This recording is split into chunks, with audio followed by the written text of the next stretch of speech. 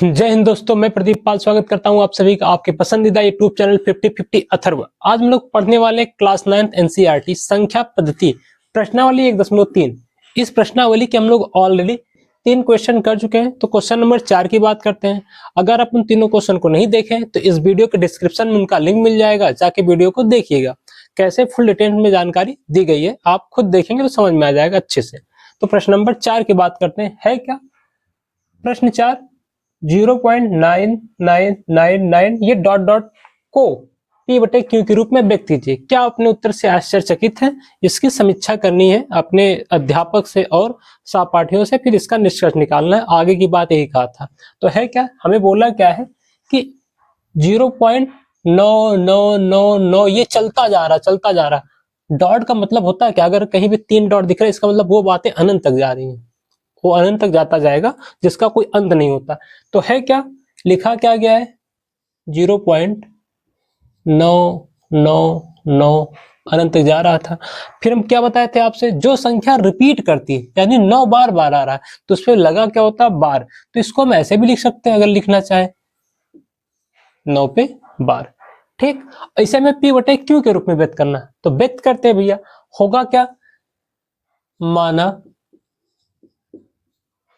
x equal to 0.999 अनंत तक जा रहा है। समीकरण 1 मान लेते हैं इसको। ये हमारा पहला समीकरण हो गया। अब क्या था, बताया गया था जितने संख्या पे बार लगा होगा उस हिसाब से गुणा करवाना होता है। 1 नंबर पे बार लगा है तो हम 10 से गुणा कराएंगे। अगर 2 नंबर पे बार लगा तो 100 से होता। 1 नंबर पे बार लगा तो हम 10 से गुणा कराएंगे, लिख देंगे। समीकरण 1 में 10 से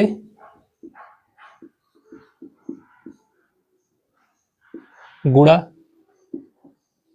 करने पर, समीकरण 1 में 10 से गुणा करवाना। तो समीकरण है क्या, x इक्वल टू, पहले x में 10 से गुणा होगा तो हो जाएगा ये 10x, इधर होगा 10 से गुणा।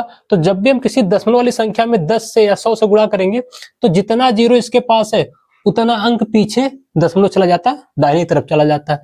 तो होगा क्या, हमारा क्या, एक अंक पीछे जाएगा तो हो जाएगा 9.999। इसको बना लेना है समीकरण 2। फिर समीकरण 2 में से समीकरण को घटाना होता है। तो लिखेंगे क्या, समीकरण 2 में से समीकरण 1 घटाने पर, समीकरण 2 में से समीकरण घटाना। समीकरण 2 है क्या, 10x इक्वल टू 9.999। समीकरण 1 क्या है, x इक्वल टू 0.999। दशमलव के नीचे दशमलव रखेंगे, उसके बाद घटाना है। घटाएंगे भैया,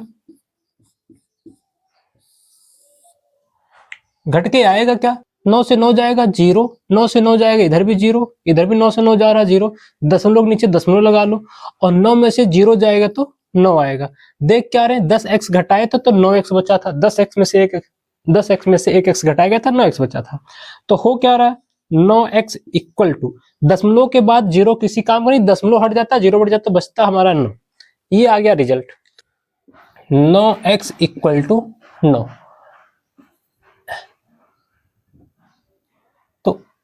x इक्वल टू आएगा 9/9 और 9/9 में क्या देख रहे हैं, 9 में 9 का भाग जा रहा है तो x इक्वल टू आएगा क्या,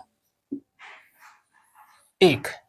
अब ये जो बोल रहा है उस पर ध्यान रखते हैं। क्या, P/Q के रूप में व्यक्त करना था तो x इक्वल टू 1 आ गया, P/Q के रूप में आया। हम फिर क्या देख पा रहे हैं, अगर ये x इक्वल टू 1 आ रहा है तो अपने उत्तर से आश्चर्यचकित है। हाँ, कैसे, इस पे सोचते हैं। हमें दिया क्या गया था, 0.999, ये कहां तक डॉट चल रहा था, अनंत तक का। यानी ऐसे अनंत तक का 9 आता जाएगा, हमेशा 9 आता जाएगा अनंत तक का पूरा। और एक क्या है, एक हमारा है क्या, अगर इसको संख्या रेखा पे देखें तो क्या होता है, 0 के बाद यहाँ 1 आता है। और 0.99 का मतलब क्या, इसके पास में कहीं संख्या होगी, ये के पास में। 0.99 का मतलब क्या है कि वो 1 से छोटा है और 0 से बड़ा है लगभग 0.99 यानी 1 के करीब में है। फिर 1 के कितना करीब है? जब ये संख्या 9 अनंत तक का जा रहा है तो 1 के लगभग में पहुंच जाता है, यानी लगभग एक मामूली सा अंतर। तो जो मामूली सा अंतर हो रहा है, इसी वजह से हम लोग बोलते हैं क्या, 0.999 डॉट डॉट ये लगभग में 1 के बराबर है, लगभग में 1 के बराबर है। अब ये चीज जो लगभग में 1 के बराबर कैसे समझ पाए, तो एक तो संख्या रेखा से मैंने बताया कि 0.999 क्या है, अगर लगभग 1 के बराबर है और ये अगर ये 9 लगातार अनंत तक आ रहा तो इसका मतलब लगभग 1 तक पहुंच जा रहा। अगर 1 तक पहुंच जा रहा तो 1 के बराबर मान लेते हैं।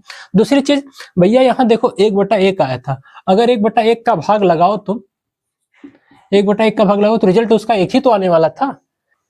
क्या बोला मैंने? अगर 1/1 का भाग लगाएं तो 1 आता है, यहाँ लिखा भी गया 1/1, तो 1/1 की वैल्यू 1 होती। ये दूसरा, ये संख्या जो हम लोग दिया था हमें उसको p/q में चेंज कर रहे हैं तो भी 1 आ रहा है, यानी ये दोनों चीज लगभग एक ही है। ये तो फिक्स 1 है और ये इसके पास का 1 है, तो उस वजह से दोनों चीज एक ही होता। ये ध्यान रखना था। ये वीडियो आपको कैसा लगा, मैंने आपको कैसे समझाया, कमेंट कीजिएगा। बात आपको अगर नहीं समझ में आया होगा तो फिर उस पर आप कमेंट कर सकते हैं, उसका फिर से मैं समाधान दूंगा। वीडियो को अंत तक देखने के लिए आपका धन्यवाद। या वीडियो अपने दोस्तों से शेयर करो। Thank you.